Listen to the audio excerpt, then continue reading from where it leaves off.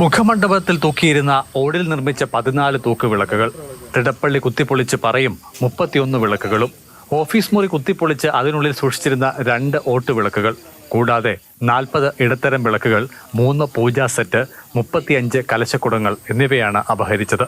കാണിക്ക വഞ്ചികളിൽ ഒന്ന് ഇളക്കിയെടുത്ത് കൊണ്ടുപോകാൻ ശ്രമിച്ച നിലയിലും ദിവസങ്ങൾക്ക് മുൻപ് വഞ്ചിയിൽ നിന്നും പണം എടുത്തുവെന്ന് ബോധ്യപ്പെട്ടതിനാലാകാം ഇത് ഉപേക്ഷിച്ചതെന്നാണ് കണക്കാക്കുന്നത്.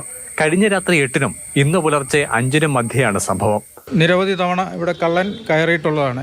ഈ ആണ്ടിൽ തന്നെ ഇത് രണ്ടാമത്തെ മോഷണമാണ്. അപ്പം വേണ്ട ശ്രദ്ധ അധികാരികളുടെ ഭാഗത്തു നിന്നും ദേവസ്വം ബോർഡിന്റെ ഭാഗത്തു നിന്നും ഉണ്ടാകണമെന്ന് ഭക്തജനങ്ങൾ അഭ്യർത്ഥിക്കുന്നു.